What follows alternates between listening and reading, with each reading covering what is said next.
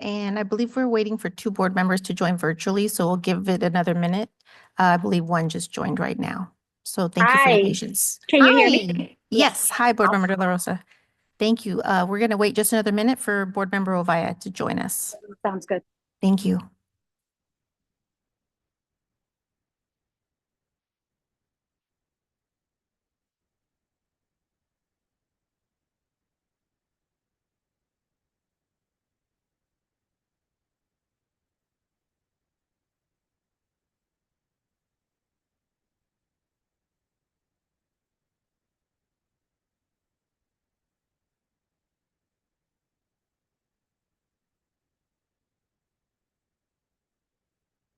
Actually, we will go ahead and move forward. We do have quorum, so I will call the meeting to order at 5:16 p.m. Randy, if you would just let me know once she joins so we could note it in the minutes and welcome her appropriately. So with that, I'll start with our tribal land acknowledgement.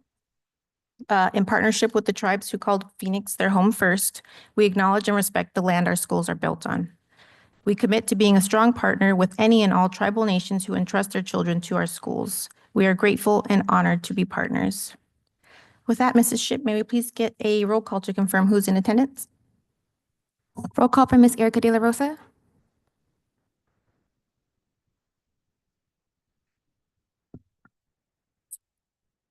Ms. Erica De La Rosa.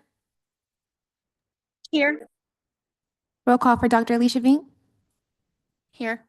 Ms. Carmen Trujillo. Present. Ms. Erica Ovalle.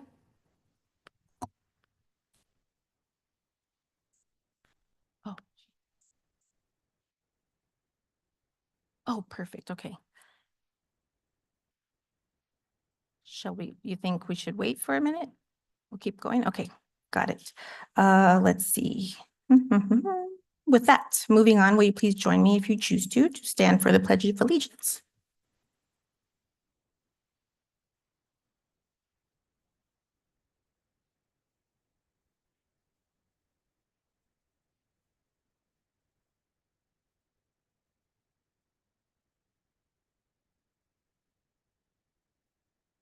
Thank you kindly. Dr. Gonzalez, do you recommend we move forward with the agenda as presented?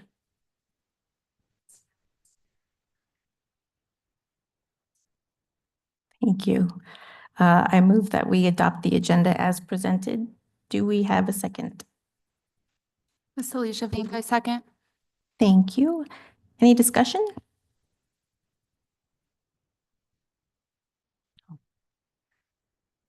Hearing none, may we please have a roll call vote to adopt our agenda this evening?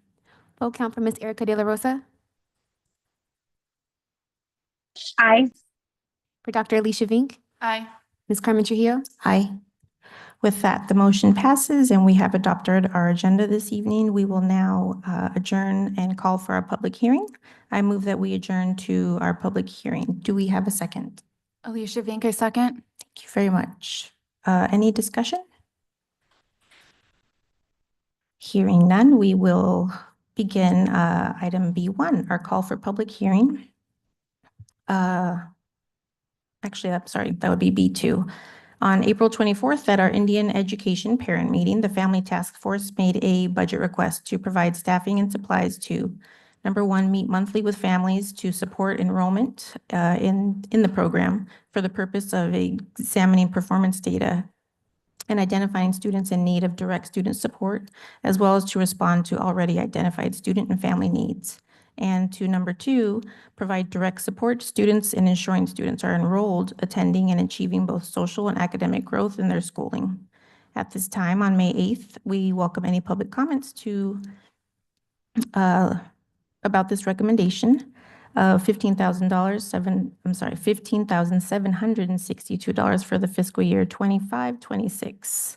Do we have any public comments this evening? Welcome. If you push the button there, the light should show up. Welcome.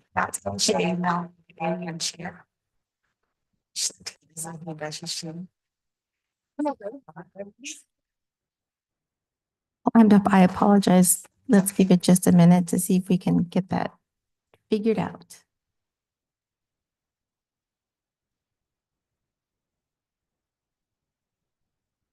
Test 1, 2. I'm gonna start again. Yeah.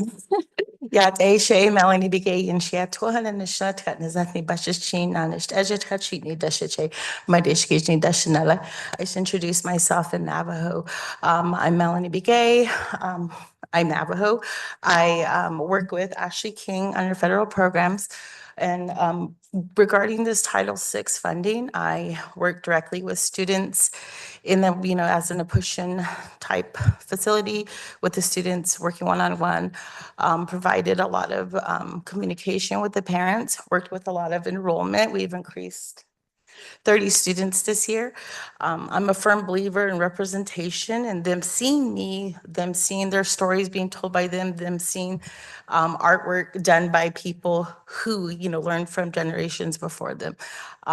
The students really do, and the families really do benefit from this Title VI program. That's it. Thank you. All right. Thank you very much for the information. With that, it is now 5:22 and we will resume back to regular session and move on to item C1, our community communications. This is the time for public comment. Members of the board may not discuss items that are not specifically on the agenda. Therefore, pursuant to ARS 38-431.01G, actions taken as a result of public comment will be limited to directing staff to study the matter, responding to criticism, or rescheduling the matter for further consideration and decision at a later date. Time for comments will be limited to 3 minutes for each speaker. Looks like we have 3 in person. And how many do we have electronically? 4? We have 4. Perfect. All right, with that, we will invite Jennifer Polly, and after her, Adrian Spies, and then Bianca Gonzalez, please. Welcome. Thank you for being here. Hi, my name is Jennifer Polly. I'm a parent to a child attending school here in the Phoenix Elementary School District 1, and we reside here in the district. As you can see from my uniform, I'm a nurse, and specifically, I'm a neuroscience intensive care nurse. We live and die by research in my field. Nursing, like education, is an academic profession. So I was both alarmed and angered by this revelation that the district has put forth a resolution to this school board tonight that will not only result in more school closures, but may also sell off school property, clearly without regard to what happens to that property or the community around it. I live in this community. This matters to me. As I have gone digging for information, I have become increasingly upset over this district's lack of transparency with parents about school closures and district spending. Thank goodness for the Arizona Auditor General's report on PESD 1, which shows that compared to other peer groups, our district spends $2,010 per pupil on administration, while the state average is $1,076, and our peer average is $1,642.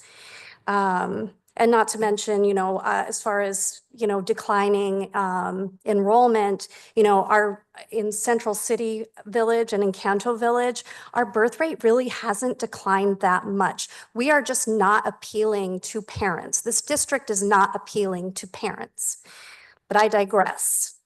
In an Axios article about a school closure in Paradise Valley from September 6, 2024, not that long ago, Jessica Beam wrote that school closures have well-documented impacts on academic outcomes, but more recent research shows that they can also lower housing values, raise crime rates, and diminish the social fabric of the neighborhood.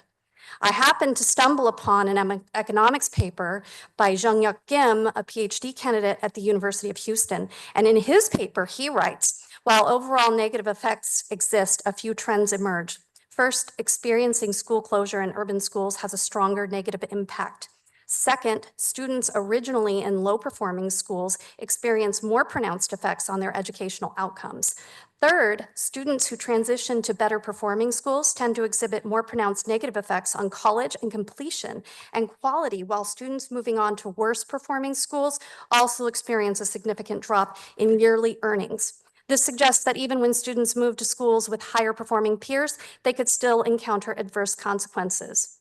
For the earnings, in comparison, he says, my estimated effect of school closures is a 3.4 decrease in earnings at ages 25 through 27, which he estimates to be the equivalent of a 25% of the effect of a school closure, almost being experiencing those students experiencing a high school shooting school closure. It's not insignificant. If your mind is blown about these statistics, because I know mine sure was when I read it, I'm happy to give anyone my sources. You can contact me at jenpauli, JENNPAULY @arizona.edu. I'm happy to give you all of my information and research.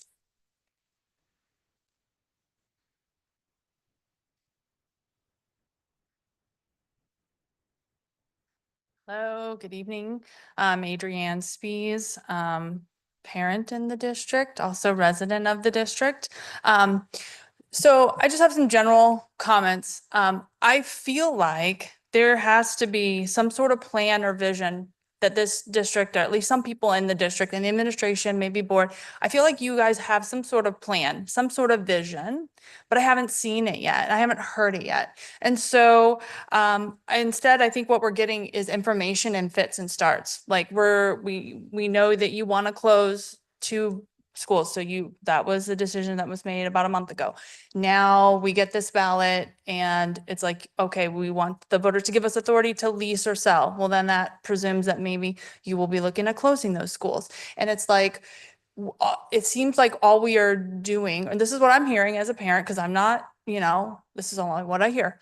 It seems like we are trying to resolve problems. So we're running away from, not running away, but you know what I'm saying? We are just reacting to problems. Okay. We've got these financial problems. We're trying to solve them. What we need as a district, we need to know what the whole vision is. We need to be inspired. We need to know what we're working towards. That way, when you're asking people to say, okay, we need to close these schools. Well, okay, what's the next plan? Okay. If we close Herrera, are we moving it to the ASU prep building? I feel like that seems like a logical thing. And maybe that's something that you want to do. But we don't hear that. So we need to know what we're running towards, not what we're running away from. Also, with student outcomes focused governance, I'm not convinced about the efficacy of all of that. Like, obviously, we should be wanting to try to increase test scores of our students. If that wasn't a priority of the district, the board, I would think it'd be a dereliction of duty. So that's obvious. And yes, the staff, they should be trusted to come up with teaching techniques, coaching, all these sort of things to help that happen. But does the board need to spend 50% of its time discussing that? Not in my opinion. I feel like you need to be maybe thinking about what's the big picture? Like what's the vision for this? What's the 2030 vision for this district? What kind of programs can we do to attract students? I mean, I know we have problems with funding. Okay. But also we live in a situation, whether we like it or not, that we are competing with other schools. We're competing with other districts. So what is it that we can do to attract families to stay? What is it we can do to enrich the families that are already here? And I think like I saw that Lowell, you're going to have a dual language program. And I think that's great. I think we're a little bit behind the 8 ball on some of our special programs. Like we should maybe have already had a dual language, but I'm glad we're having it. But how can we get families to invest in that if they see that Lowell's building is one of the ones that's up for sale or lease? So I just feel like we need to not just get things in little pieces. We need to know what the big vision is. I know there was the Reimagine Phoenix. I haven't seen what's come out of that. Maybe I've missed it, but if I'm missing it, if I'm here, I've been here, for the last few months. If I'm missing it, then everybody else is. So that's what I'd like to see. So thank you.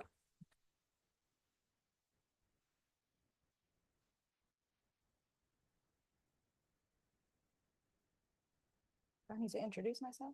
Welcome. I believe the microphone is still on. Oh. Hello. Today I speak not only as a mother, but as a dedicated special education teacher right next door, right here at Emerson. And I'm fighting for a change. In November 2024, my daughter, who is a 6th grade student at Whittier, was sitting in her classroom, ready to learn, when an 8th grade student entered the room, pushed her to the floor, grabbed her by her hair, and punched her repeatedly in front of her peers.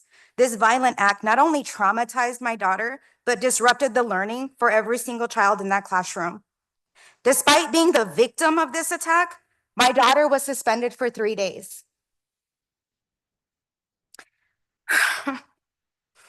When I asked for clarification, I was told that the longer punishment was due to her refusal to participate in mediation with her attacker, who received 1 day suspension. I was appalled and floored, ready to quit. In our criminal justice system, we would never ask a victim of violence to sit down and negotiate with their perpetrator in order to avoid punishment. For me, this wasn't a disciplinary decision. This message, the message that was sent was that her trauma was less important than the district's desire to resolve this issue quietly. The district's very own code of conduct explicitly defines bullying as, quote, 1, physically harming a student, placing a student in reasonable fear or harm. 2, sufficiently severe behavior, creating intimidating, threatening, abusive environment in the form of physical or emotional harm. 3, perceived imbalance of power. This girl's 2 grades older than my daughter. My daughter's never been in a fight, and this girl has a record of fights. She was also bragging about how she was gonna beat up my daughter. Yeah, every single one of these criteria. Oh, I forgot there's another one. 4, physical contact, including but not limited to pushing and hitting. Every single one of these criteria applies directly to what happened to my child. However, Whittier and the district decided they're not gonna act in accordance with its very own standards. So why do we have them? Following this incident, I met with the principal and the superintendent. Here, I'm the director of marketing and communications. All I got was, we'll look into it. No compassion, no offer for counseling, no bully form was offered. I wasn't given anything, no direction. I decided to file an official bullying complaint after doing all my research over winter break. I filed it January 6th of 2025 and emailed it to over 8 individuals. Thank you, Seth, for forwarding that over. You're the only person that responded by forwarding, including the principal and the superintendent. To this very day, I have not received a follow-up, no support, no acknowledgement. I've been here a couple of days ago looking for someone to sign my form, my harassment and bullying complaint form, and nobody would come up. The emotional toll on my daughter has been profound, to say the least. We've had to seek mental health services, ongoing still to this day, due to suicidal attempts, anxiety, depression. Ultimately, I took my child out of the district, not just the school, because when I asked the district's help, they didn't help me. I can't trust Whittier or this district to protect or advocate for her safety. Victims should never be punished more harshly than their aggressors, and no family should ever feel ignored about coming forward with a serious concern regarding their child's health and safety. Thank you for being here. That's I will time. continue to fight for my child and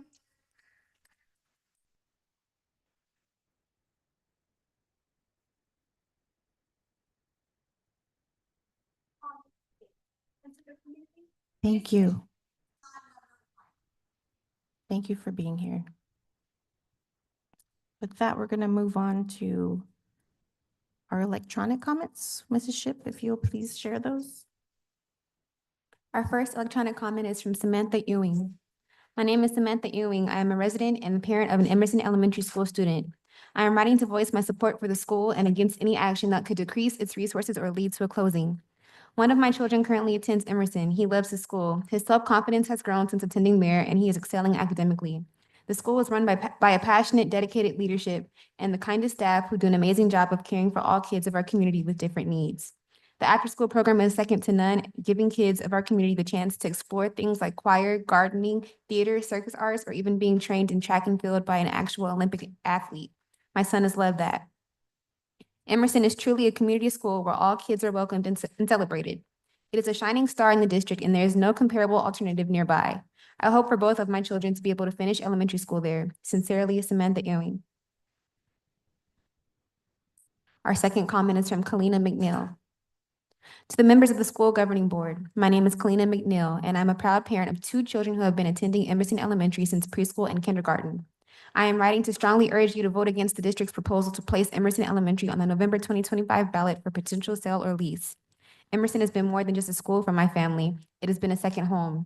The staff, led by an outstanding principal, creates a welcoming, nurturing environment where every student and parent is treated like family. Their dedication goes beyond academics. It is evident in the way they care for their whole child. One of the most impactful resources for my children has been the G Road After School program. This program not only provides extra academic support through tutoring, but also offers various clubs that allow students to explore new interests and feel like they are a part of something meaningful. As a working parent, this support is invaluable. It ensures my children are in a safe, enriching environment after school while I fulfill my job responsibilities. The teachers at Emerson are incredibly passionate and committed. Their communication with parents is impeccable, ensuring we are always informed, involved, and working together for the success of our children. This level of collaboration is rare and deeply appreciated. Moreover, Emerson is a safe haven, a place where my children feel secure, supported, and empowered to learn and grow. The school regularly hosts events that foster community engagement, bringing families together and strengthening the bonds between the school and the neighborhood it serves. Selling or leasing Emerson Elementary would not just be a loss of a school building, it would also be a loss of a vital community hub, a trusted institution, and a sanctuary for many children and families like mine. I respectfully ask that you consider the profound impact this school has on our community and vote no on the proposal to place it on the November 2025 ballot for sale or lease. Thank you for your time and your commitment to our children's education. Sincerely, Kalina McNeil. Our third comment is from Francisco Pedraza. My name is Francisco Pedraza, and my child is enrolled in Emerson Elementary School. Go Eagles. I support keeping Emerson Elementary School open, and I oppose policy action that could decrease its resources or lead to its closing. My child loves the school. He admires his teachers, the staff, and the administrative leadership at Emerson Elementary. Like me, my child will be a product of public schools. I believe in public education, and I see firsthand the impact that educators can have when supported by families, neighborhood community members, and district leadership. We are proud to count ourselves as an Emerson Elementary family because Emerson showcases the value of neighborhood schools for broader communities. Emerson Elementary is an anchor institution for all Coronado neighborhood. We have delighted in learning how many current staff, teachers, and community members are Emerson Elementary alumni, which shows us that people care so much about the school that they return to continue carrying out its mission. That kind of intergenerational engagement is an asset for the people who enroll their children in the school, as well as those in Central Phoenix who care about the value of their properties and the social and economic health of their local community. The educators at Emerson Elementary are truly exceptional role models for the children inside their walls. And Emerson Elementary leadership has also actively positioned the school as an exemplar of public stewardship and community embeddedness to bring value beyond the campus. Emerson Elementary School collaborates with G Road, a terrific after-school program, and engages the community regularly with programming that occurs throughout the neighborhood. Closing Emerson Elementary would disrupt essential community bonds that are invaluable to the long-term health of Coronado neighborhood. We should cherish Emerson Elementary. We should invest in the students, staff, and leadership. Doing so promises handsome returns for our children, families in our neighborhood, and the city of Phoenix. Sincerely, Francisco Petraza. Our last electronic comment is from Carly Mandeville. Hello, I'm a parent of a young child who attends Emerson Elementary. Emerson is our neighborhood school. I was very taken aback to suddenly learn that additional schools, including Emerson, were open to discussion for closure and sale. After everything that has already happened this year with closing Hurd & Dunbar, along with the resignation of Jessica Bueno just a few weeks ago, I feel very destabilized as a parent of a child in this district. I feel the directly impacted communities have not been brought into the forthcoming conversation. I would like to see the board take a pause before putting this on the table and make a permanent decision. Please bring the public into the conversation before bringing this to the vote in November. Please provide us with all the necessary information so we understand what is happening and what more is at stake. I don't want to see any more teachers or any other integral positions let go from this district. I also don't want to see any more schools close. My daughter's father was unable to provide comment today with a last-minute reschedule, so I will say that he attended both Emerson and Herrera as a child. We have roots here. Neighborhood schools are community hubs, and I am trying to build community for my daughter. I am sure many parents feel the same. I want to be provided with necessary information in order to be able to make informed decisions, and I think all of our school communities deserve that before that is brought to a special election. I respectfully request that the board just take a pause while other school merges and closures that were already decided upon play out, and as another board president is put in place. I ask that we hear all the proposals laid out first. I ask that we are given adequate time to participate in conversations without last-minute reschedules of meetings. I ask that we are offered reasons why we are considering the sale of these properties in the first place. I ask that we know ahead of time where students and staff would be sent to attend if a sale were to happen. I ask for a little more time. I also want to take a moment during Teacher Appreciation Week to shout out all the amazing teachers and staff of Emerson. We love you. Thank you for everything you do. This concludes our electronic comments. Thank you, Mrs. Shipp. With that, we'll move on to our next items, D1 through D12, our consent agenda. It lists several items for approval of the board in a single motion. The items listed under the consent agenda have gone through the superintendent's cabinet review and recommendation. I move that we approve their consent agenda. Do we have a second? Alicia Vinke, second. Thank you. May we have a roll call vote, please? Phone count for Ms. Erica De La Rosa, Aye. Dr. Alicia Vink, Aye. Ms. Carmen Trujillo, Aye. Ms. Erica Ovalle. Aye. Thank you. With that, our consent agenda passes, and we will move on to item E1, our receive, discuss, and take possible action to accept the fiscal year 2024 audit report. Administration recommends that the governing board accept the fiscal year 2024 audit report.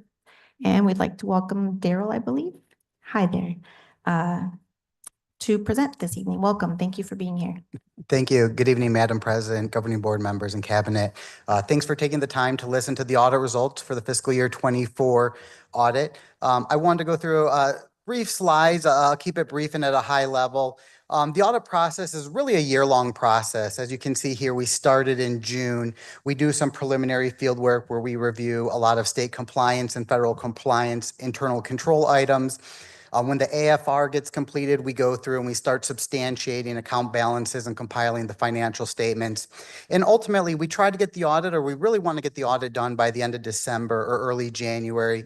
This year was a little bit later in April, but we want to move that a little bit earlier, and I think that that can be done pretty easily moving forward. I wanted to go through each of the 4 reports that were provided to you. The first being the annual financial report. We have a single audit report, which is an audit of your federal programs, a governance communication, which is just a letter from the audit firm to the governing board, and then lastly, the USFR compliance questionnaire. On the annual financial report, we issued an unqualified or clean opinion. What that means is that we were able to substantiate the account balances within the financial statements and that we didn't have any material audit adjustments. There was one specific governmental accounting change we had to implement this year, and that just affected the face of the financial statements, but no other major changes to the financials for the current year. There's some key pages. If you're going to look at it, it's 100-some page document. So there, if you want to look at some key pages, page number 1 is the opinion or the auditor's opinion to the financials. Page number 4 starts what we call management's discussion and analysis. What that is, it compares balances from one year to the previous year to the current year, so you can see some of the high-level changes and why those balances may have changed. You have the financial statement data, the actual financial statements themselves, starting on page 12. And then at the very end of the report is what's called the statistical section, which is where you have a lot of historical trend information on the account balances and changes in revenues, expenditures, assets, and liabilities.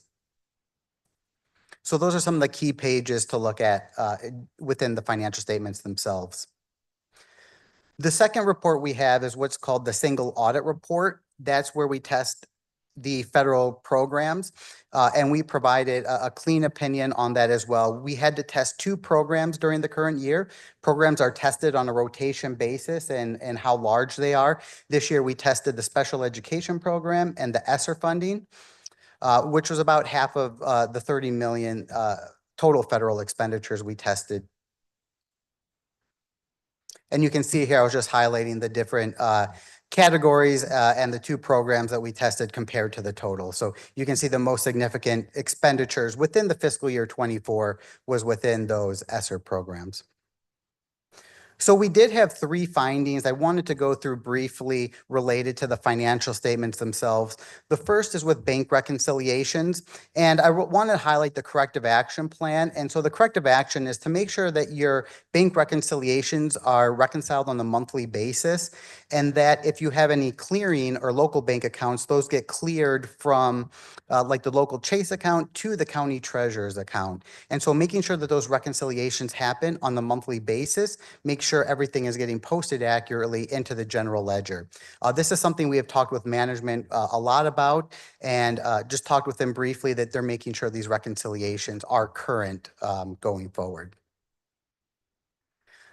The second one really relates to the first one as well, making sure revenues and expenditures are being properly reconciled and posted within the general ledger themselves.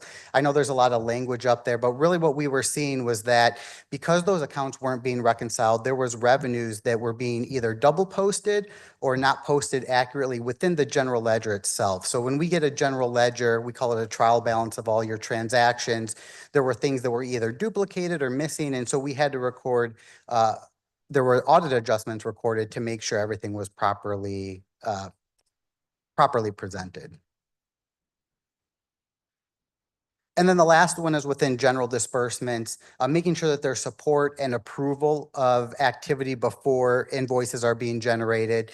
So we test a lot of invoices within various programs. We have general disbursement testing, we test student activities, auxiliary operations, and through all of those different tests, we might find different compliance considerations. One of them making sure that purchase orders and requisitions are getting approved before those invoices are getting generated. So making sure that purchases are approved before the invoices are getting paid, and just making sure there's support for student activity disbursements. So those student funds are being properly supported and documented before those purchases are made. The third document that we have is what's called the governance communication. It's the smallest document in the packet. It's really a letter, for, like I said, from the auditors to the governing board, letting you know that we're independent of the district, talking about if there's any significant changes. And there was only one significant governmental accounting standard that we had to implement. We talk about the misstatements or the audit adjustments that we have to make, and we discuss that in that letter as well. The last one is the USFR compliance questionnaire. And really, we're looking for trends here. The USFR compliance questionnaire is around over 100 questions that the Arizona Auditor General makes us look at. Anything from student attendance reporting to budgeting, payroll, cash and revenues. And we have to look at all those different compliance criteria. And really what the Auditor General and what we're looking at is trends. And we test each one of those individually, but we can see that there's a little bit improvement from the previous year. And we would like to see that number kind of come down more. You're never going to see a perfect audit. It's very rare for us to have, no findings. But to really bring that number down, because there are little things that we're going to find. If you're looking at 120 questions, there's obviously going to be 1 or 2 things, but trying to get that number down to maybe the 10 to 12 range. So I think would be a good goal. This is our team. Like I said, I come out here and present, but we're out here 3 or 4 days working with management. I really want to thank them. They did a great job trying to make sure we get this audit over the finish line. And we've talked about these corrective action plans and worked with them to make sure these things are being corrected. So we're looking forward to next year and that we can see improvement during the audit process. And I'll open it up for any questions. I have one. Yeah. So as a board, what do we do to help make sure that some of those corrective action things happen? Yeah, great question. I think it's just making sure you're communicating with your management, your leadership team, and making sure or asking the questions as, hey, have you gone through those audit findings that have been presented, and what have we done to correct those? Because if you look at, I think we had 23 things. There's a lot of things that, it wouldn't take more than, 20 to 30 minutes to kind of make sure that those are being done. And so you don't get that same finding in the future. So I guess I would just say just the communication and following up with the leadership team to make sure those things are being corrected.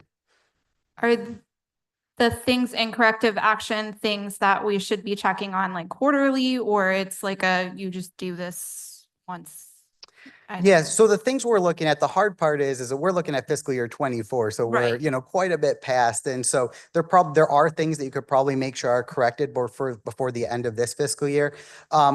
Looking at them on a quarterly basis or asking about them wouldn't be a bad idea. Perfect, thank you.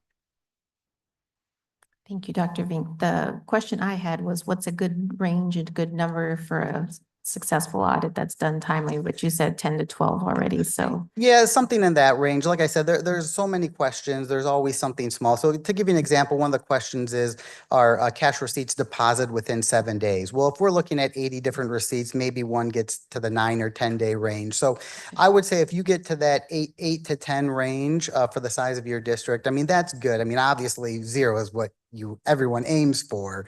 So Right, so Yep. that's why I was wondering, like, Yeah. if we're aiming for 0, but.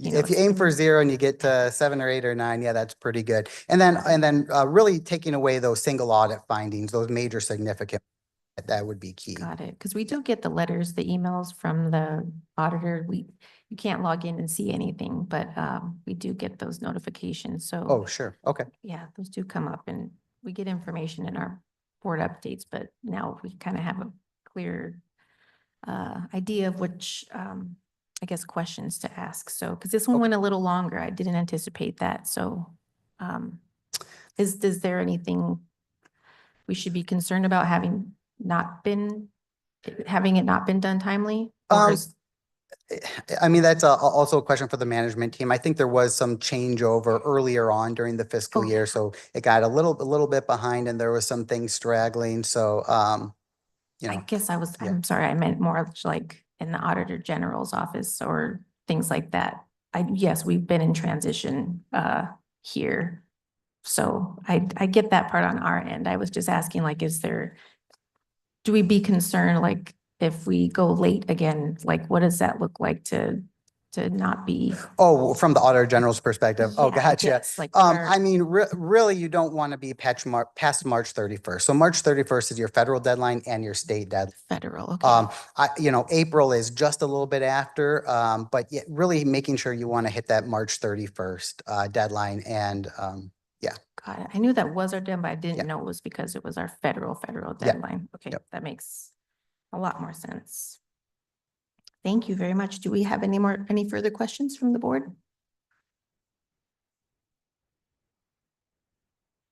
All right, hearing none, we can move on to our voting part. Point I of move that- order. Go ahead. We need to accept the audit.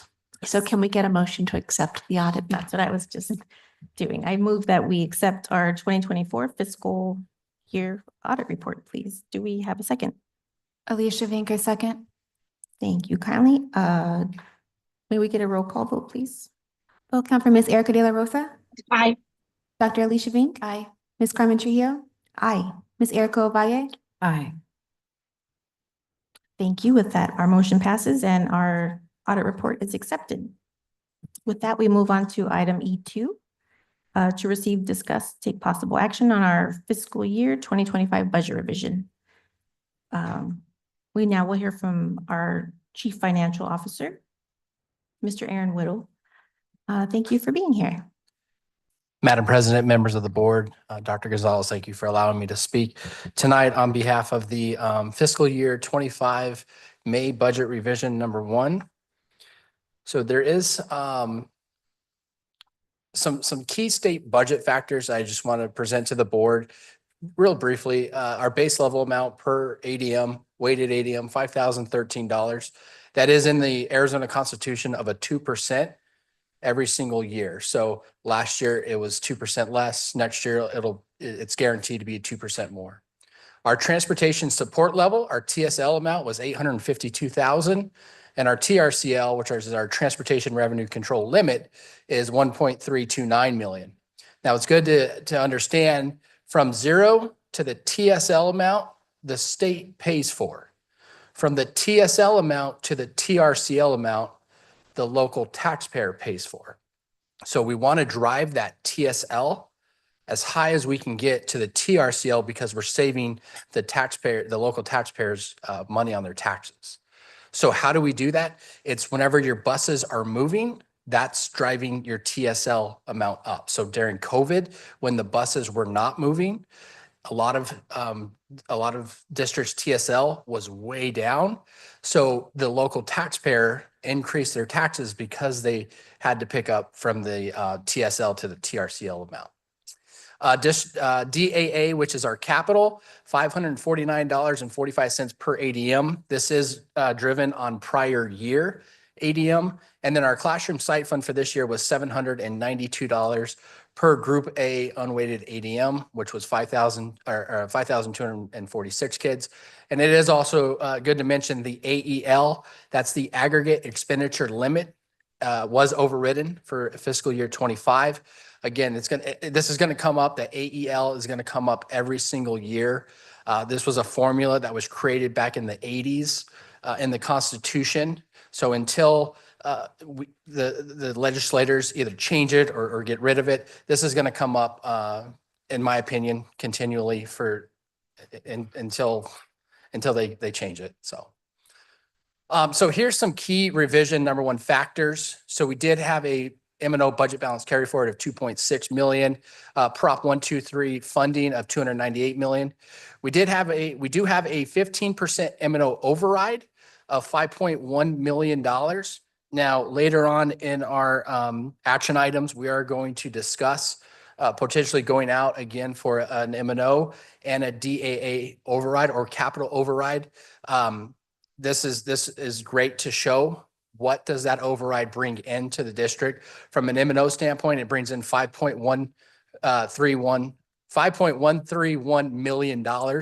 If we don't elect to take it to our voters, we could potentially lose that money after a couple years. In capital, we had a $1.8 million budget balance carry forward. And again, our capital override, which later on in the agenda, we are going to ask the board if we can go out to the voters for that. That's $3 million. Now it is the capital override was voted and approved in 2019. So we are coming very, very close to that date that we're gonna potentially lose that $3 million in our capital that will have a substantial in our programming for our students, right? Through capital, you buy your curriculum, you can buy your Chromebooks. So want to point that out. We do have a desegregation, our M&O 11.1, and then also in our capital of 50,000. So I created a slide here that shows from our adopted budget from July 8th to today, May 8th. And on our adopted budget, we had about 52.9 million in our budgeted expenditures. We did increase that by 3.2 million to 56.15 million. So we did have an increase there. The most significant increase is in that budget balance carry forward. In our adopted budget, we were presenting about $326,000. We actually came in at 2.6 million on that budget balance carry forward. And then also you can see on our weighted ADM, we were very conservative going into our adopted budget, having 6,386. We actually finished, we're projected to finish about 6,540. So about a 154 increase. Now that 154, that is what we multiply by the base support limit, the $5,013. So that's where we're seeing that difference. If you take the $5,013 per ADM, multiply that by that 154, we're increasing the budget there. So, and then again, we want to look at the M&O override, 5.131 million. We projected 5.3. Now the override is based on the RCL, which is your revenue control limit. So you can see from revenue control limit, it's kind of in the middle there, 35 million. So the 15% is based on that number. It's not based on the total number. So when we are projecting that override amount, we're not including DSEG, we're not including any add-ons. It's totally based on the RCL amount. Here's our DAA budget. We actually had a 1.881 million increase into our DAA budget, and that is primarily driven by the budget balance carry forward. On our adopted budget, we had 0. On our May revision, when we came into the new year, we did have a $1.8 million budget balance carry forward. So we're going to be about 4.931 million in our DAA. With that, you know, I think, and we'll talk a little bit later on, is the impact over the overrides have, not just the bond, but the capital and the M&O override. So when we're presenting this to the board, we got to think strategically going forward. If we elect to go out for an M&O override and it doesn't pass, we're potentially on the hook for losing $5 million, right? If we go out for a DAA override and it doesn't pass, which it passed in 2019 and it sunsets, I believe, next year. It's 7 years. So we'll get 1 more year of it and then the DAA is done. The M&O override, it was passed in 2022. It'll start to in 2027 or 2028. It'll drop down 1/3. So we'll get 66% of that $5 million. And then the next year it'll drop down 2/3, which will get 33%. And then after that is completely gone. So we want to, you know, bring that to the board is with these overrides, it's a substantial amount. $8 million is what we could potentially lose going out for that. So with that, I'll take any questions the board might have about our fiscal year 25 budget, May budget revision number 1. Thank you. Board members, are there any board member questions? I had my phone go off and I wanted to ask you what UCO meant on the previous slide right before the end. What's that? UCO, what the acronym was. Oh, for. unrestricted capital outlay. Sorry. Okay, I didn't, It's- I missed it. Well, I was listening and then I got distracted when I turned around, so. Yeah, Thank you. UCO, there's DAA, district Additional additional assistance. There's UCO, which is unrestricted capital outlay, and then there's capital. So they're all the same fund. Sorry, I heard you say they're all the same? They're all the same. Yeah. Okay. You the can same. call it capital, you Okay, can call it okay. DAA, or you can call it UCO. Got it, got it. Okay, that makes more sense now. Welcome to AZ School Finance. Every update, yes, it gets a little bit, Mhm. not easier, but a better understanding, that's for sure. I'm really grateful that you're here. I lost my train of thought and I can't think of my other question that I was going to ask. I've got another question though. So this is different. Is this different in our than our bonds where those kind of have to be paid back? And then what's this override is like, we're just getting money earlier than what?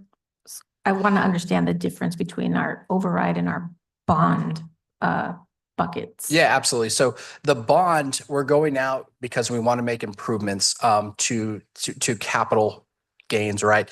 Bonds, think of the B's, think of buses, buildings. Bonds pay for that. Bonds do not pay for salaries. Bonds do not pay for stuff. And then also we have to respect the pamphlet that the voters approve on. So if we put in the pamphlet that we want to use this bond for only schools, we can't do anything to the administration building, right? So if we want to make an improvement in administration building, we cannot do that because we can only provide funding from the bond what's in the pamphlet. Now the override, you have a capital override and you have a M&O override. The M&O override allows you to spend, we have a 15%, which is really good. You're allowed to spend 15% over your RCL, your revenue control limit. The M&O override allows you to spend on maintenance and operations. So that's your salaries, that's your benefits. Presented a month ago, we have about 86% of our salaries and benefits are in the M&O. So if we were to lose that 5.1 million, we're going to have to reduce our biggest pot that's eating up the M&O, and that's our salaries and benefits. So that's why we want to leverage it so the district is in a position to make strategic moves, right? I heard Some people say that we want to close schools again. That's the last thing we want to do. We don't want to close schools, but we want to make sure that this district is put in a situation that we can handle, going forward, where if this comes up, okay, we have a plan for that. If this comes up, we have a plan for that. We don't want to cut programs. We don't want to interrupt the instruction, but let's say the override doesn't pass. We got to find $5 million to come up with somewhere else. So, having like the land lease, the last thing I want to do is sell land. Phoenix L has really good land.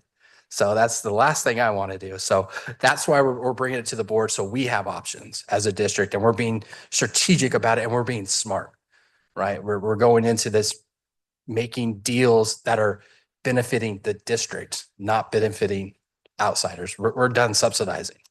We really are. Absolutely. Thank you. Are there any further questions? Just a comment. I was just gonna say that I'm kind of new here, obviously, and this is a lot of information. You dropped a lot of terms that I don't really understand. So maybe at some point we could sit down, you can explain to me how this works, because I mean, I got a little understanding of it, but this is a lot right here, so. Yeah, absolutely. And in my governing board update, I did kind of go break down page by page. There's a lot that governing board update I provided there. I think it was about 4 pages long. Oh, cool, I'll check that out, my bad. Yeah, absolutely.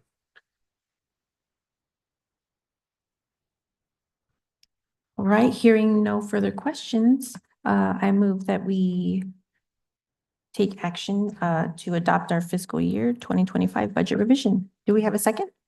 Alicia Vink, a second. Thank you. May we please have a roll call vote, please? Vote count for Ms. Erica De La Rosa. Aye. Dr. Alicia Vink. Aye. Ms. Carmen Trujillo. Aye. Ms. Erica Ovalle. Aye. With that, our motion passes.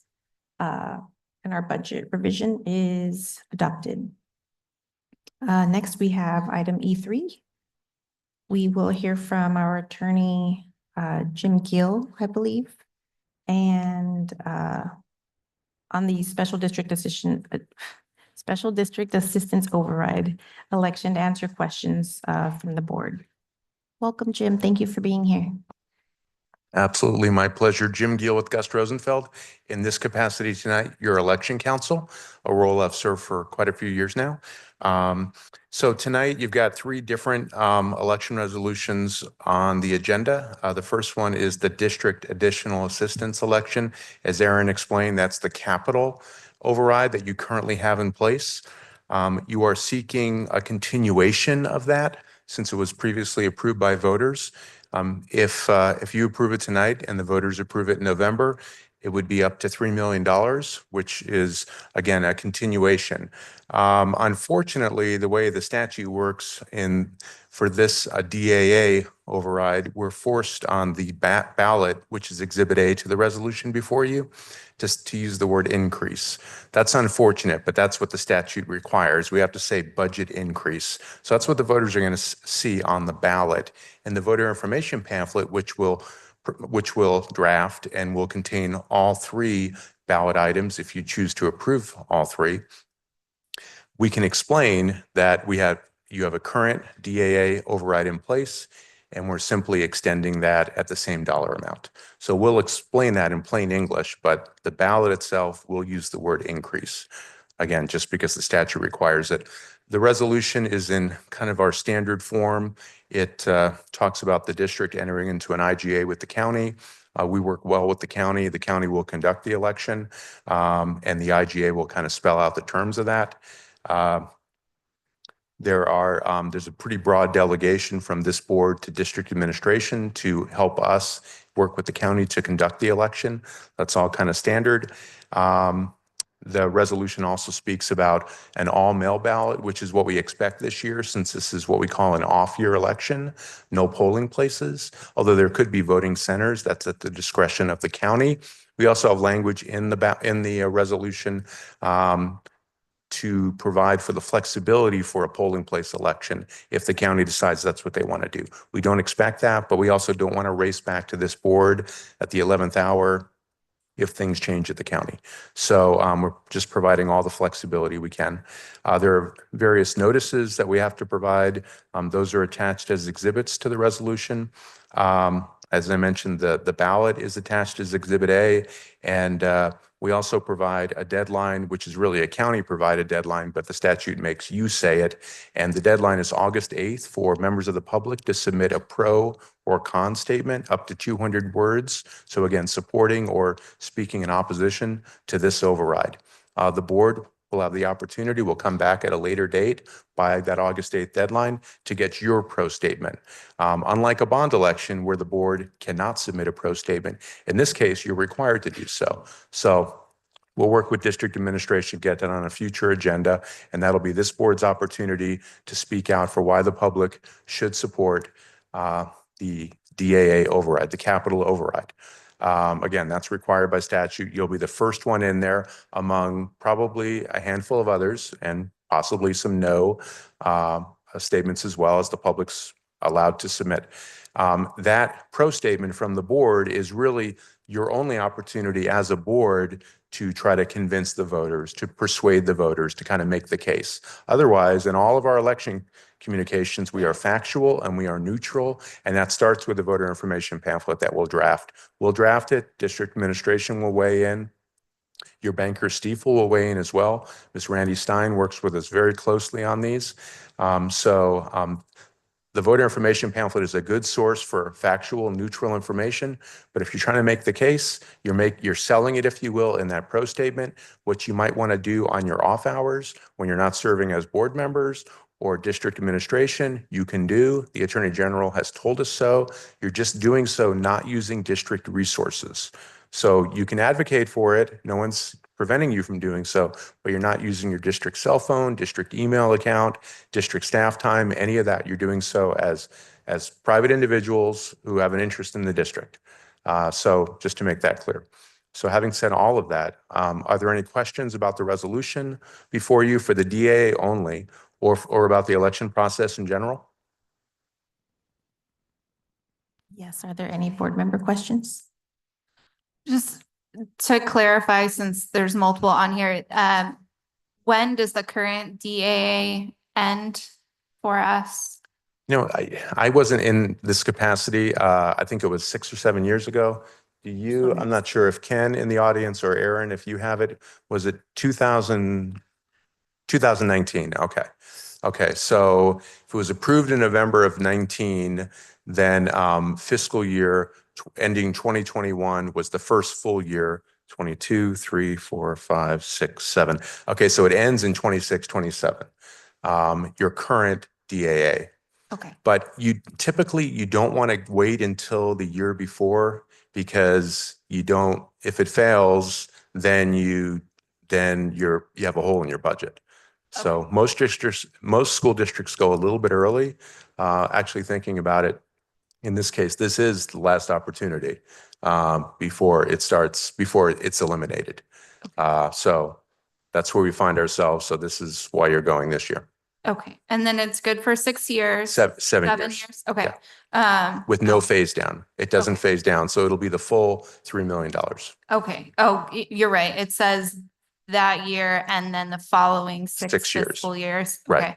And then does it cost us, when we go out for a ballot, it costs the same to do the ballot, or it costs like certain amounts for each? Well, good question. There are some efficiencies with doing a single election with 3 ballot questions, and that's not that uncommon. A lot of districts have multiple ballot questions these days because it is cost efficient. So it will cost you more to have 3, certainly, than if you just had 1. The ballot's going to be longer. The voter information pamphlet will have more pages, but it won't be 3 times the amount. The county is going to be the biggest cost, because every household with a registered elector will get that voter information pamphlet in the mail, and everyone who's on every registered elector will get an all mail ballot as well. So there are cost savings for sure with combining this. Sure. I would like to know more about the role for the pro and against comments. Like, if we can't use resources to do certain things, are we responsible for getting those arguments in and submitting them somewhere, or is that something the county does? Good question. Yeah, the district is hands off the pro con statements. We provide a notice. You're required by statute. It's Exhibit C on the ballot, and it'll tell folks where they can submit that pro or con statement by that August 8th deadline. Gives all the steps involved in that. You're required, the district is to put it on your website in a prominent location. So the only pro statement you really have anything to do with is your own, the board's single pro statement. Yeah, we have had cases where districts have unfortunately collected pro statements from the community and then handed them over to the county. We've been nervous about that. So we don't advise that. Thank you very much. Any further questions? All right, hearing none, I move that we adopt a resolution ordering and calling for a special maintenance, a special district additional assistance override election. To clarify, I move that we adopt a resolution ordering and calling for a special district additional assistance override election. Do we have a second? Alicia Vinker, second. Thank you very much. May I please have a roll call vote? Full count for Ms. Erica De La Rosa.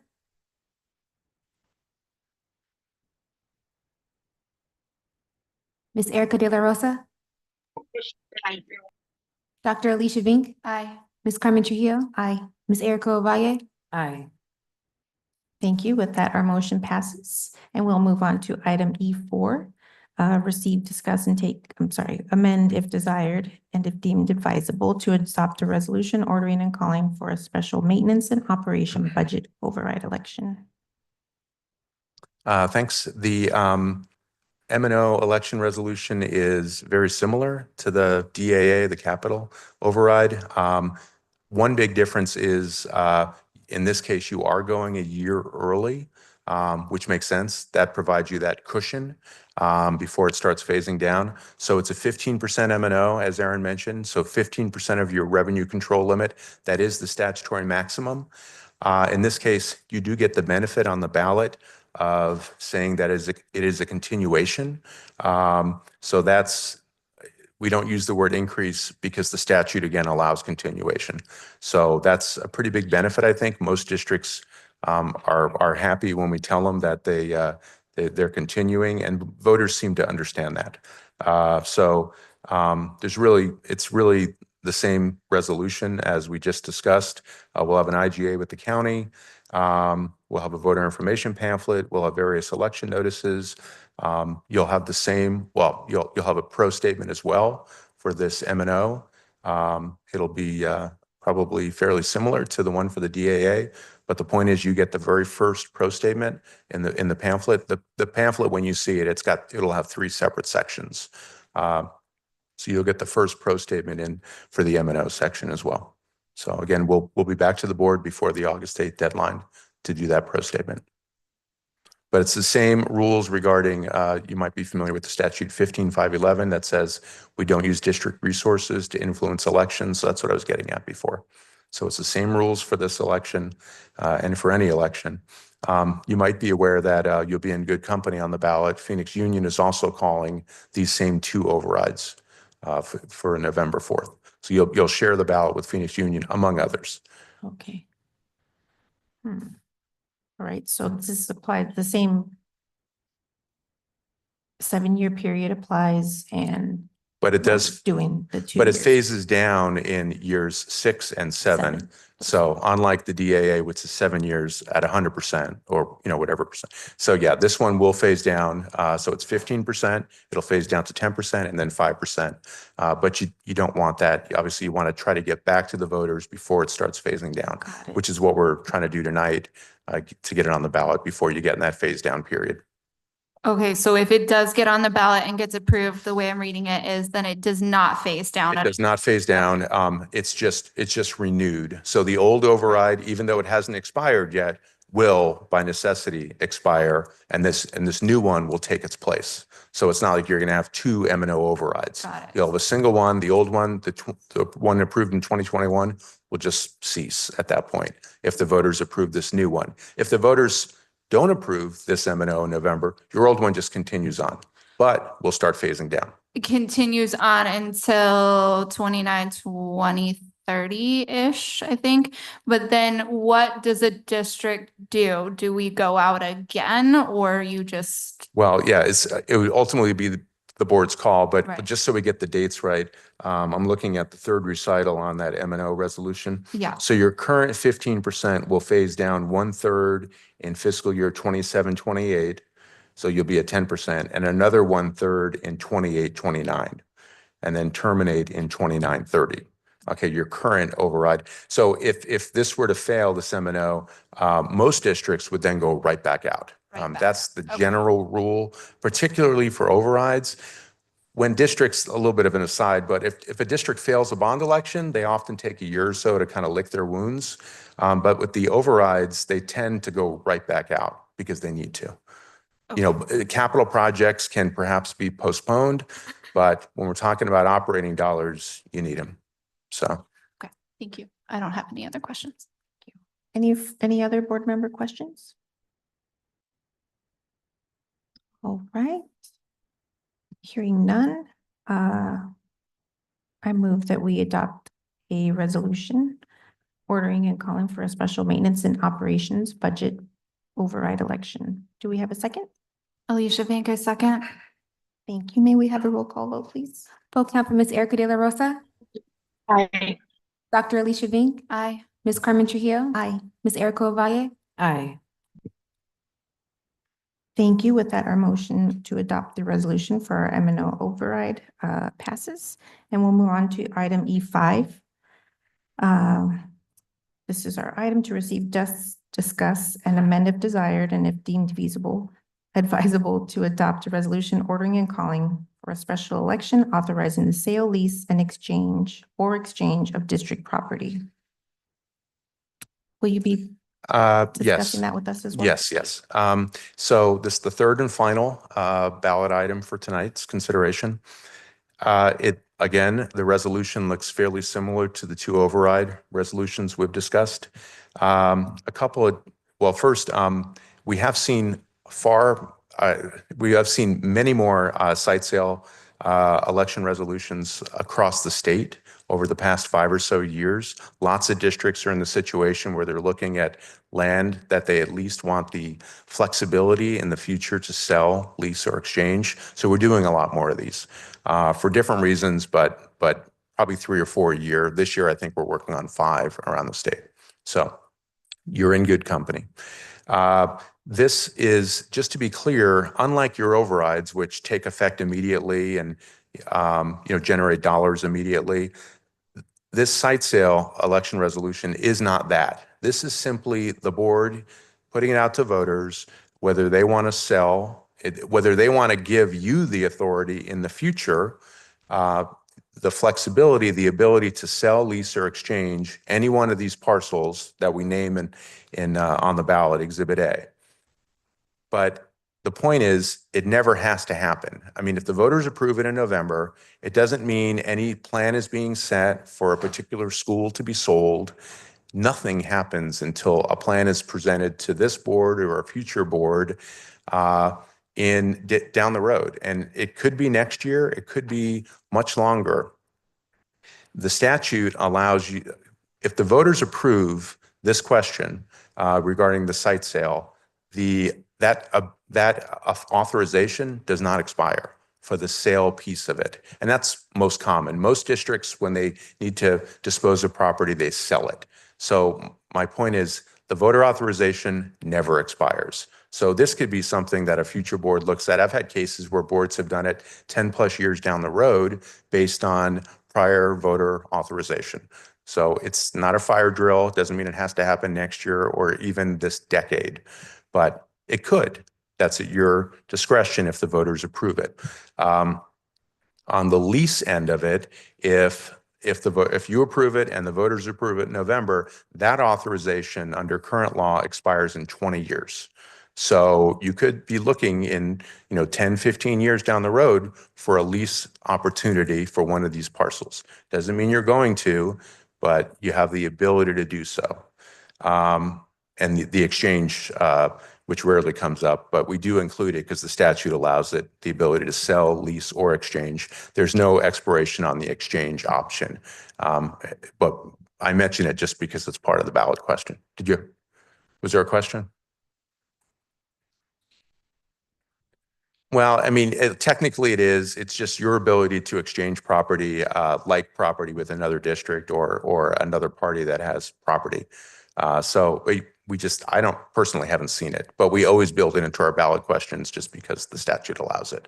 So again, we just want to provide you all the flexibility. So that's the whole point of this. We've seen school districts adopt similar ballot measures, get them approved with multiple sites, as many as 5, I believe, for Paradise Valley, Glendale L. And, perhaps 2 or 3 will be acted upon, in over the next 5 years from their election. Some may never be acted on. But again, it's the ability for this board or a future board to act in the right circumstance, in the right market, things of that nature. So we just want to be sure the message to the community is not that anything is happening necessarily, but it's going to be this board's decision in the future, assuming the voters approve it in November.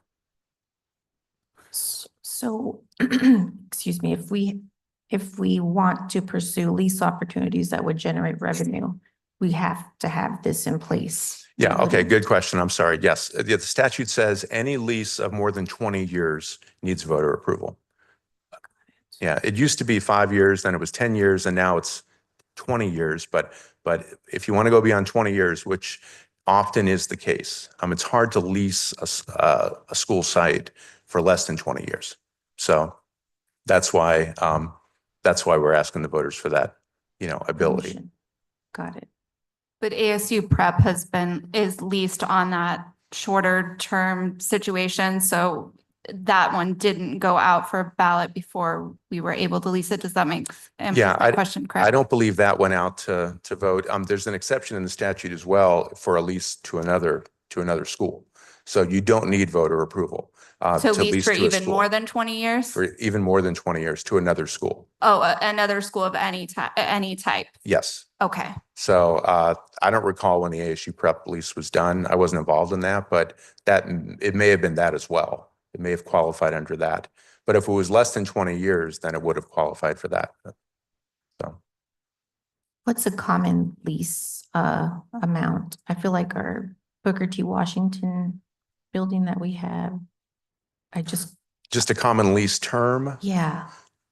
I don't know if there's any common one. I mean, Oh, I've seen them out to 50 years. The statute allows up to 99 years. So. Okay, that's what I thought it was really high. Okay, thank you. Is it 99 for the new Times building though? Maybe Booker T is not 90. Yeah. Okay. See someone. Okay. Thank you for clarifying. And in this case, for the site sale election, there is no opportunity for the board to submit a pro statement. It's just the statute doesn't allow it. So it looks a little strange, but I mean, it's more akin to a bond election where you can't do a pro statement. So. Got it, but this is the wording that we have to use for this flexibility. We couldn't change the wording to be more, I'm just asking if this is the way it's listed there, that's intentional because that's the legal wording we have to use. Yeah, and you're referring to Exhibit A, the ballot?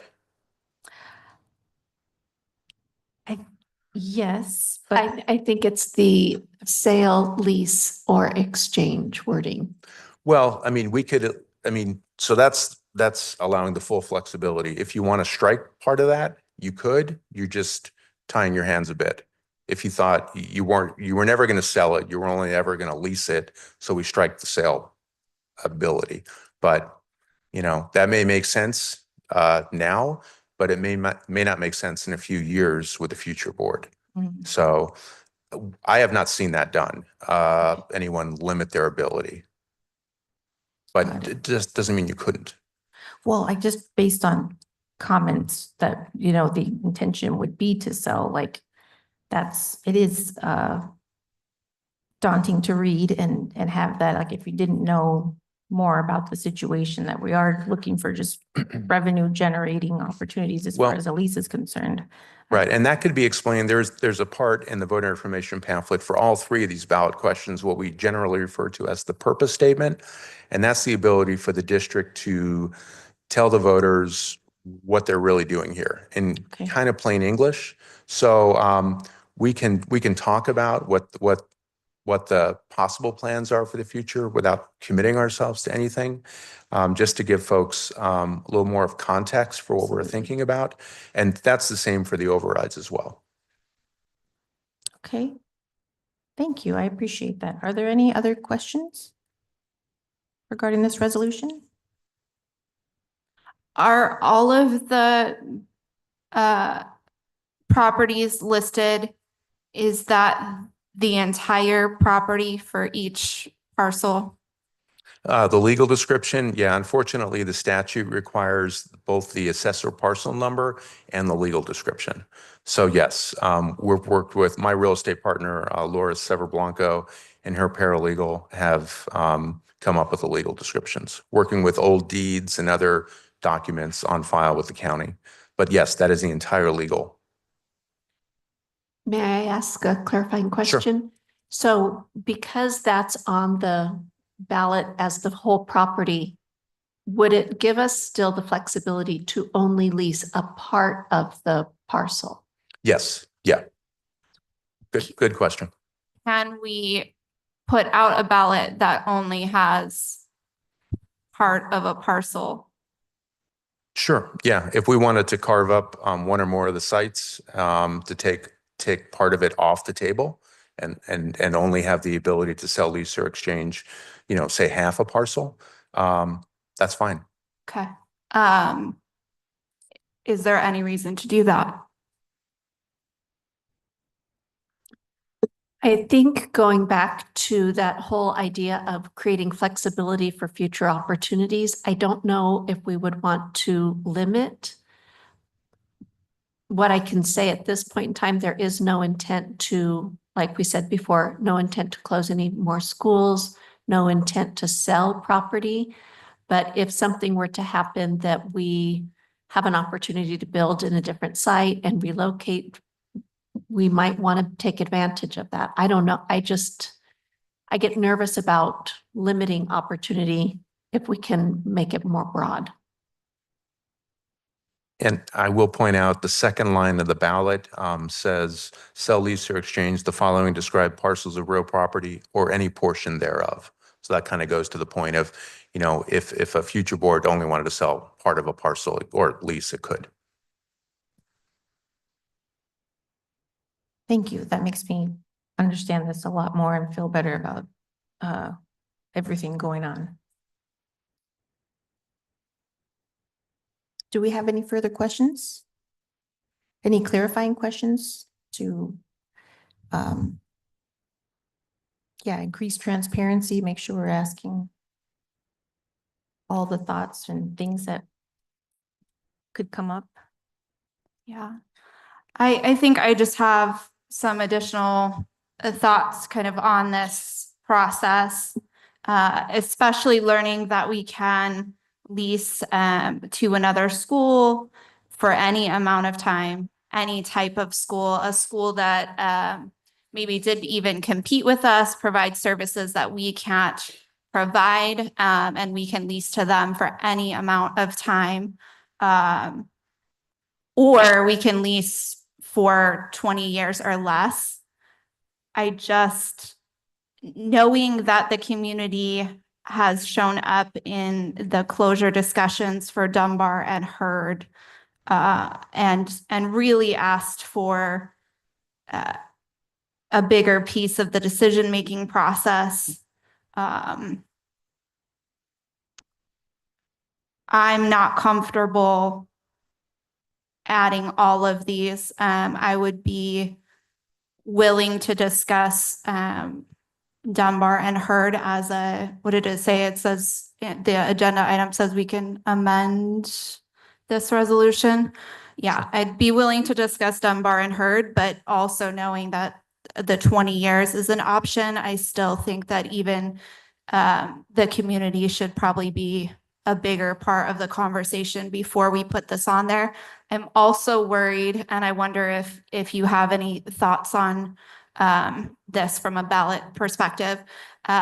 In our, with our community so concerned about school closures, if we put all of these things on a ballot, including the overrides, could that jeopardize the overrides being passed? Well, good question. I have not seen, although we came close last year with Isaac, I have not seen a sale, lease, or exchange question fail statewide, and we've probably done 20 of these over the past maybe 10 years. But sure, I mean, the more questions you have, you always kind of wonder, are you jeopardizing any one of them by having three? And if it's possibly contentious, perhaps. I wonder, I should have asked this before, has the district engaged a polling firm? Is there a pollster who's working with you or the PAC? Yes, Mr. Gill, I am in communications with the pollster to gauge interest, and our community is very, very strong. And I think that they would support, with what our recommendation is. I mean, and generally, I mean, this district in particular has had a good record at supporting overrides over the years. So I would tend not to think that this would the sale, lease, or exchange would hurt you in that regard, but you never know. I mean, these are strange days. So there is, if you wanted to think about it more, you do have a little bit more time to decide. You could decide tonight if you wanted to carve some of these back. We've got 4 parcels, but the county's deadline is not till June 9th. I'm not sure what a future board meeting date would be, if you could meet that, but June 9th is when the county has to know. And so we could tell them after tonight that you've approved both override elections. If you wanted to wait on this, you could, if you want to deliberate more, but I'm just throwing it out there just so you have you're aware of the county's calendar. Mr. Gill, I thought I read that the deadline was earlier in May. Well, May 8th is the deadline to give the county a notice of intent, and we've already done so. So the county knows that you're considering 3 separate election questions. If we go back and say, well, yeah, 2 are set for sure, 1 is still, possible. They're fine with that response. So June 9th is when they actually need to have an adopted election resolution. Is it typical for a district to give notice of intent before something's been approved by the board? Yeah, it's quite common, and yeah, it's required in many counties because lots of boards haven't made their decision yet, just because we haven't gone through the process. So it's understood to be a conditional intent. In fact, Arizona statute, they changed it on us a few years ago, and now we're actually giving election notices in many cases before the election has been called, because we have to give the notice 2 weeks before 150 days. Which is creeping up on us really quick. So it's kind of awkward, but in our notice, when we're required to do that under statute, we make it clear the board has not approved it, but we're just doing it to meet the statutory notice. So yeah, we work with the statute. I mean, we have to follow the statute, no questions. So we get creative when we need to, but we're always in compliance. Thank you for that. I do, I wonder if we don't approve this, I guess with like current, do we have will it affect programming at all? Like, do we have anything in place, or I guess I'm thinking of like the YMCA and those kind of lease opportunities. Like, what does this affect those? There's nothing currently pending that this would affect. This would limit our ability to go into future negotiations for anything longer than 20 years. Got it. I guess I was thinking about our childcare facility, like that kind of. That is an agreement under 20 years at this point. Got it. Okay. Yeah. That makes And Good that question. was on the It's prior. on the prior yeah. ballot. ballot to sell, I lease, remember, or okay. exchange, and that's already been approved by the voters. Got it. This would potentially impact the opportunity to build after-school programming in a site that a interested party might want to have a longer lease. But could we put the portion of the property that an interested party might want to build on the ballot versus putting the entire school on the ballot? Sure. I mean, legally you could do that. It just kind of goes to the question of flexibility. Again, if plans change 10 years down the road and this site becomes marketable, then you're going to have your hands tied. But we can always go back out. You could always go Okay. back out. Exactly. Yep. That's always an option. I feel like I got all my questions clarified.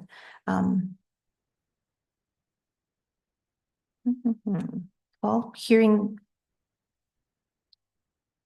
everything, what does the board want to do at this point? Do we call for a motion to adopt our resolution? Or do you have other ideas on what we should do at this point? Because I think with no more questions, Do you have suggestions if we were not going to put all 5 on? If you don't want to put all 5, you could amend the ballot question to name just the sites you wanted on that. Right, I understand that. Is there a suggestion from administration, or your suggestion is only all 5?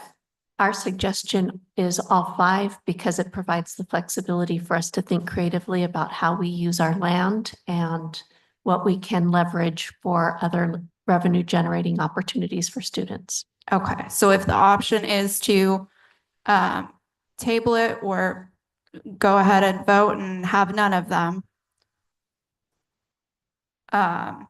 you would prefer that than a recommendation for something else?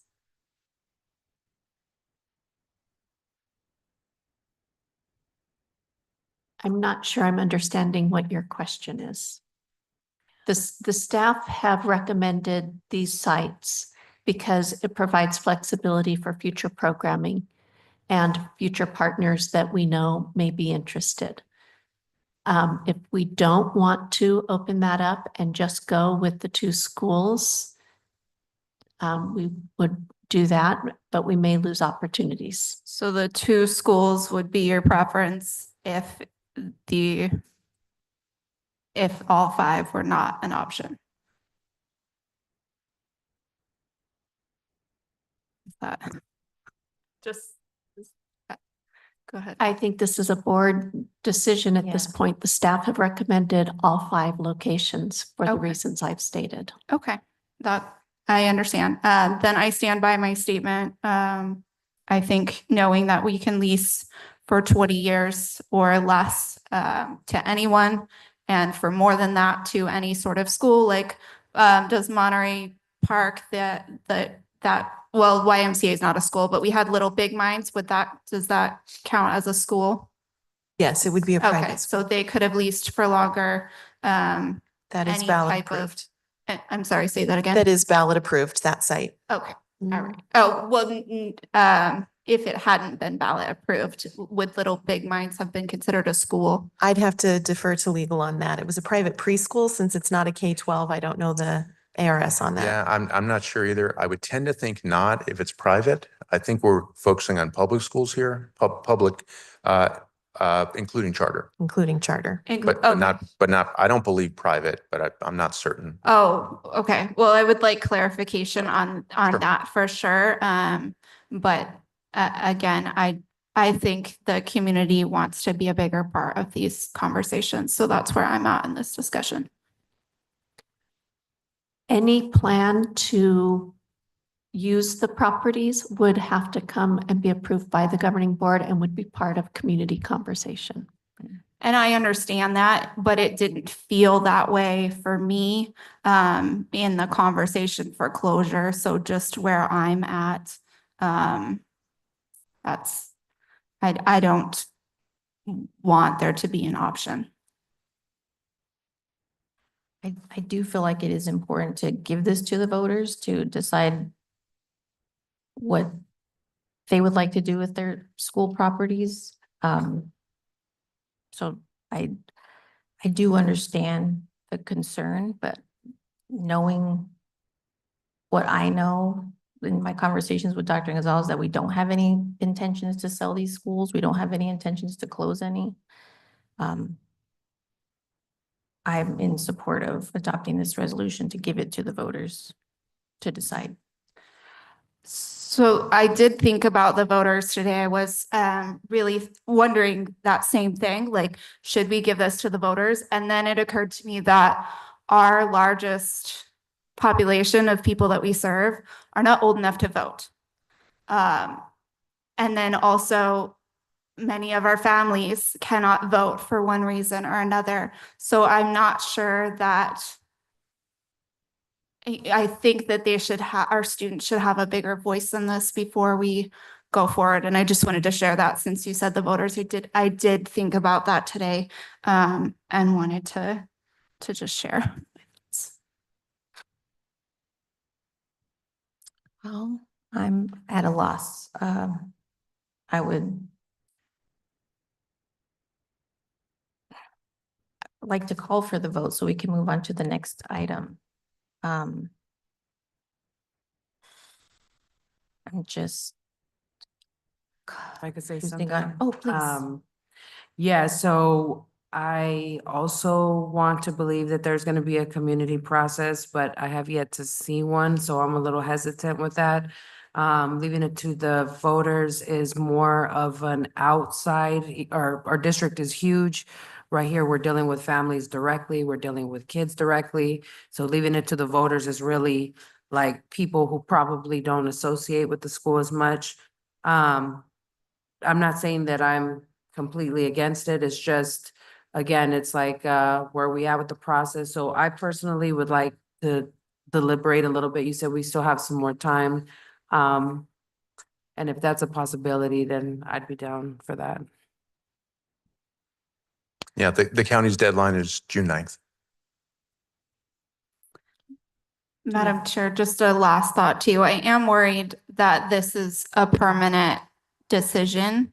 And even though our superintendent, and our board says that we have no intention of selling, we do even in our governing board election, next season, there'll be 3 seats up. I'm a little worried that that our money won't get passed through if we put all of these properties on there, and B, that it's a permanent decision.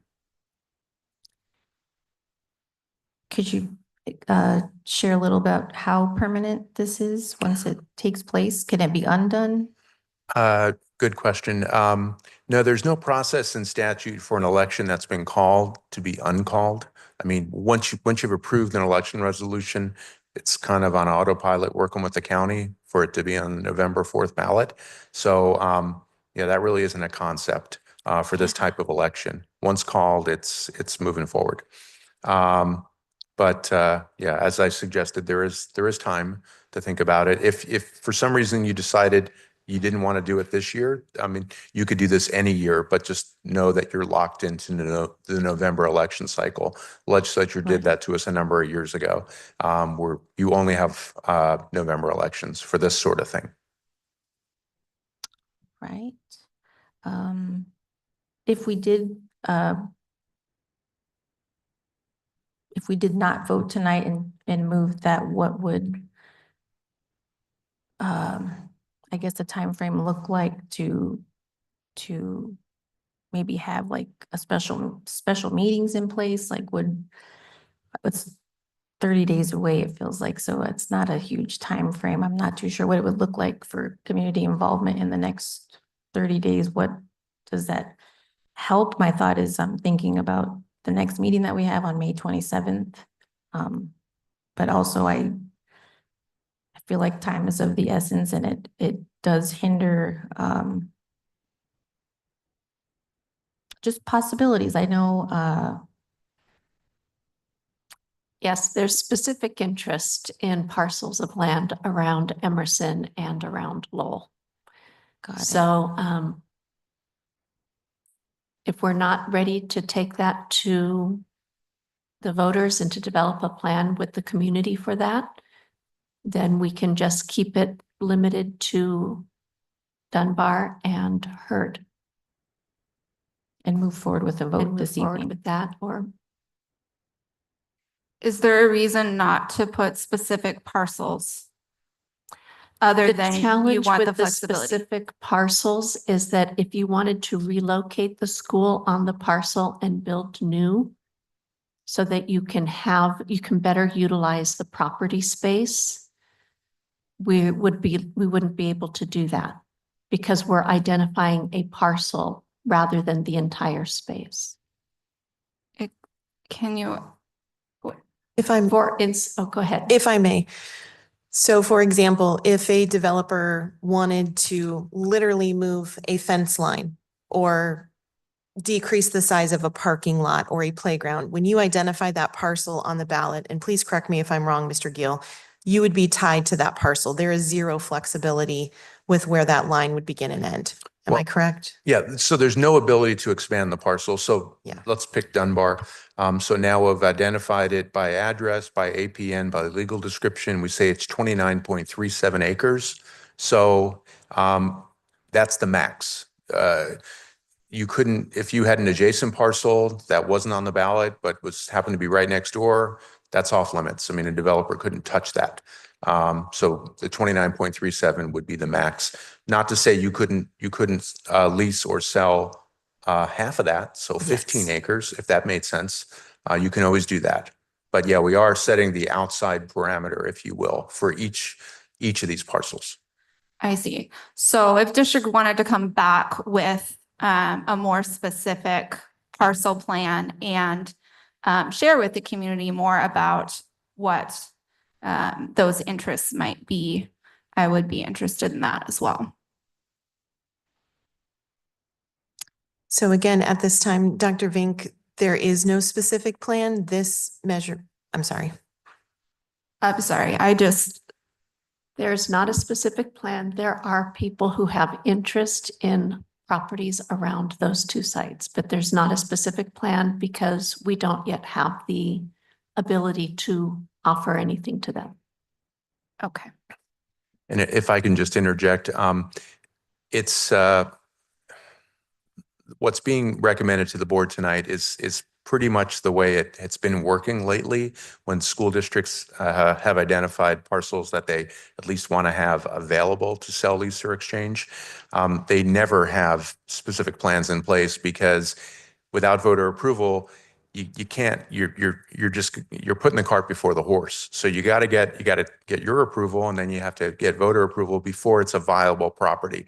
Developers don't want to hear that this property may get approved subject to this or that. They want to know that the opportunity is there, tomorrow. So the election is just sort of the threshold issue that makes any one of these parcels available in the future. Again, coming back to the board for approval, for input on what's going to be developed, the timeline, the price, all that stuff will be decided by this board or a future board. But if you don't have voter approval for a particular site, then that site is just off the table. It can be part of your, plan years down the road, but it's not going to happen anytime soon because we're tied to the election calendar. I told you can only go to voters in November. And so you've got to have some foresight. You got to be thinking about it way ahead of time to even get it on the ballot. So I'm just throwing that out there, that the way developers think about it is what can we do in the next few months, not what's going to be available in a year or two. Respectfully, we're here for kids, not developers. So, yeah. True, because I feel like, I believe that when we find resources to generate more funds for our kids and more opportunities for them, that's what I see when I see this on the ballot. I don't see closing schools. I don't see selling schools. I don't see those things. I just see the flexibility, the opportunity to have and bring people to the table together to get creative ideas with it. Like I wanted to say, I think Tolleson has like I think I read it was a 30-year lease with an option to buy it. Yeah. 30 years down the road. So something flexible like that, that it seems feasible as opposed to like a bunch of small little leases that won't be so marketable. That's how I'm seeing things. And that makes sense. And we definitely could do a 20-year lease. Just as a parent, though, I am already hearing that Emerson is being discussed for closure, whether that's a rumor or not, and not for next year. I do not want our community to think that is, but also that the community sees this and they think that it means, in the same way that they thought our closures meant that the schools were going to close right after we voted, they think that it means the school is closing next year. And we just have not done enough community communication to explain to people what is happening. These special interests or people that are interested, I would love for them to be able to come and, share their vision. And we need this much space, and have the community, the Emerson community, the Hurd community, all of these communities that are so strongly affected by these things, be included in that and be at the forefront of that. That's just my, Absolutely. I completely agree. I'm just so concerned about missing the opportunity for this election. So and again, I feel like I believe it's a community decision. It's the voters. It's not like we're choosing to do something right now here as a board. It's taking it to the community. And leaving it with them to make the decision on what that flexibility looks like. So many thoughts. As Mr. Gill pointed out, we can't begin visioning and working on a property that the voters and that you have not already approved for that process. So as much as we would love to have the community come together, we can't do that before the property has been allocated for this use. I find that hard since we did just close 2 schools before it went on the ballot, and we talked extensively about what those opportunities might look like. So I just, but we don't have something to present because we did not yet have the ability to put the land and the property for use. So at this point, we closed the schools for fiscal reasons so that we could provide better programming for our students. And it was an emergency situation given the funding and the situation we found ourselves in. Going forward, we're trying to be proactive in having programs that will serve our students and our community. And having the flexibility with these sites on the ballot now allows us to bring people in to do that visioning process collectively. But we can't, and a partner is not going to engage in developing with us until they know they can actually have the property. is there a law that says the interested parties cannot show us what their vision is if we were to give them property? I'm sorry, when you say give them property, oh, Or if we were to, I apologize, and I understand that that's an important word. If we were to lease them or sell them property, can they show us prior to that what their vision might be?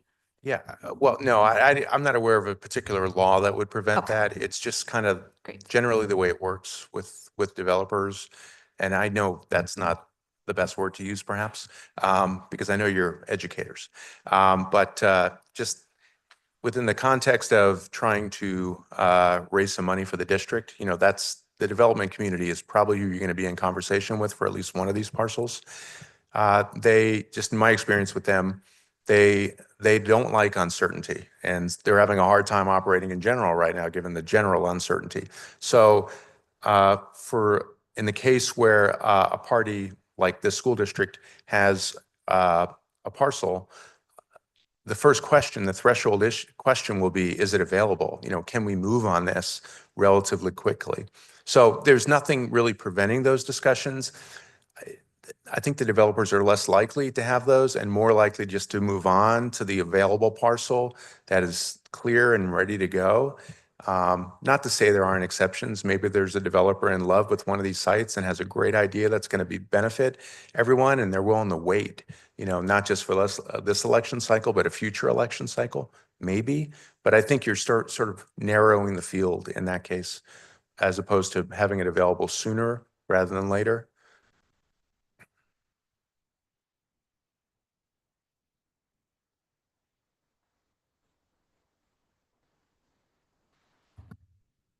Any further questions?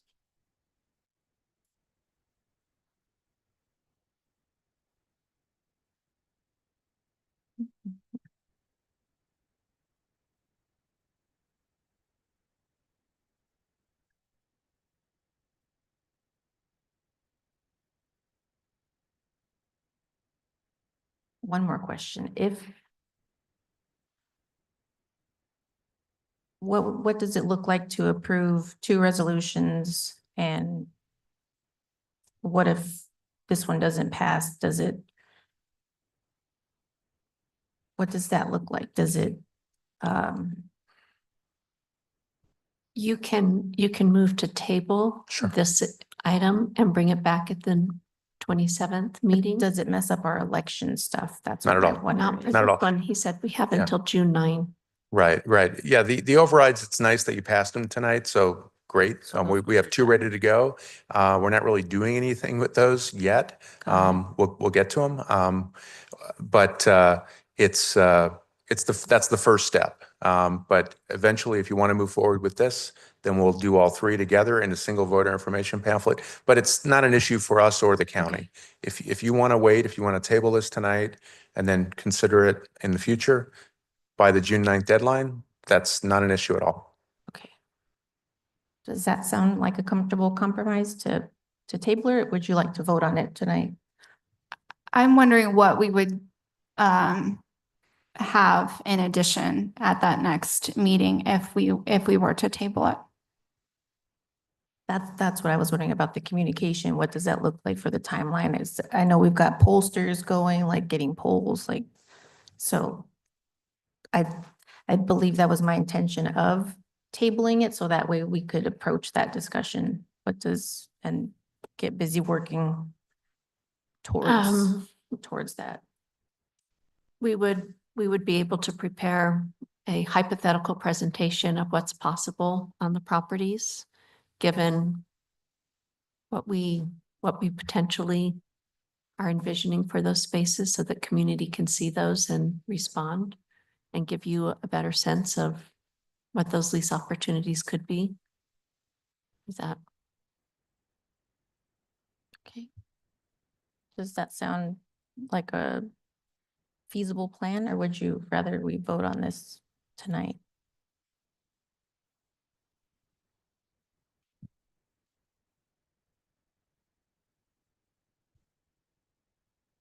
I don't have an opinion on that.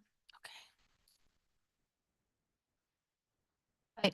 I think if it's a 2-2, it gets tabled anyway, correct?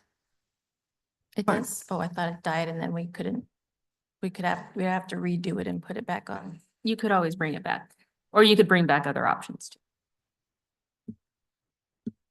And I'm sorry, not to complicate things, but if you wanted to make a motion tonight and approve only certain parcels, you could do that. And then if you wanted to meet in a few weeks before that June 9th deadline, you could add other parcels. You know, so if you wanted to do 2 tonight and then 3, consider the remaining 3, not to complicate it, but you could do that. That's on the table as well. What would a motion sound like to do that? So which would be the 2 parcels? I've heard Dunbar and Hurd would be the 2 that, so yeah, the motion is just to approve a site sale election for the Dunbar and Hurd sites. And the remaining 3 just fall away for now. And then you could potentially come back for the other sites if you think it's appropriate. Okay. I move that we, Oh, you lost a board member. oh, my apologies. Oh, I didn't realize I'm sorry.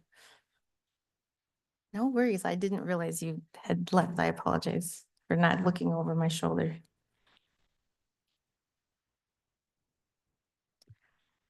With that, I move that we adopt a resolution ordering and calling for a special election authorizing the sale, lease, or exchange of Dunbar and Hurd. Do we have a second? Would we please have a roll call vote? Full count for Ms. Erica De La Rosa, Aye. Dr. Alicia Vink, Ms. Carmen Trujillo, Aye. Ms. Erica. Receive, discuss, and take possible action to adopt a special session, meeting date and time for the interviews of board vacancy candidates. Are there any board members in favor of holding a special session to interview candidates for the board vacancy that we have? The proposed options were for next week, I believe.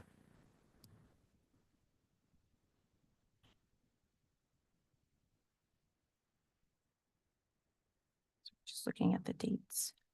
May 13th, 14th, or the 15th at 5:15 p.m. I am not in favor.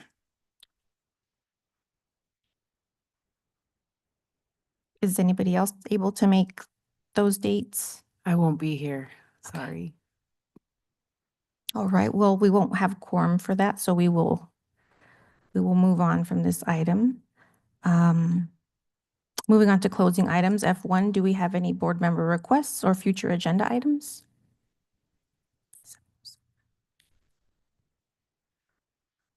I have a few. Okay. Like to request an update on new enrollment numbers for next year for each campus. Request an update on Whittier's PBIS splits following the end of the school year, as well as ask district administration to follow up with the Whittier parent that was here and give an update to the board. Request an update on before and after school programming and preschool programming changes for next year. Request that the district's helpline number on our website be either functioning or removed. And request the districts ensure exits, surveys or interviews are being conducted for families withdrawing at the end of the year, and that the board receives any data from that. And request quarterly updates on corrective actions in the audit report. That's it. Thank you. I think I missed one, Dr. Vink. Right after update on before and after school programs. I thought I would remember what you said and I yeah. didn't.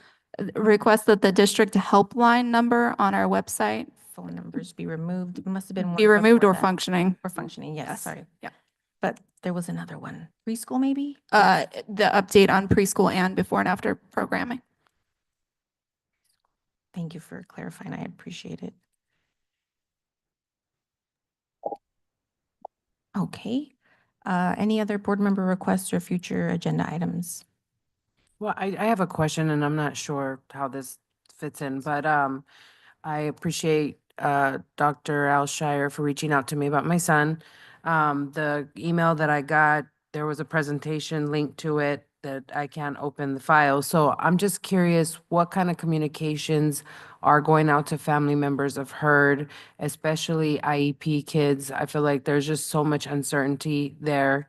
And so I'm just curious what kind of communications are going out. So I don't know if I can have an update on that. I talked to my co-parent to see if I was missing anything. She mentioned a survey, but really not too much from there. So if someone can give me an update, I would really appreciate it.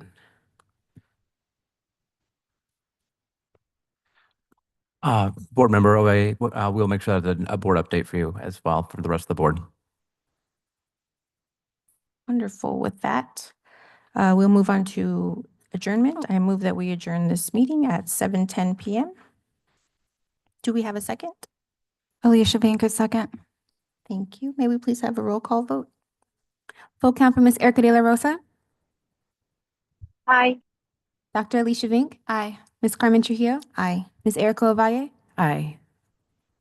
Thank you. With that, our meeting adjourns at 7:10 PM and we will meet everyone back here May 27th at 5:15 PM.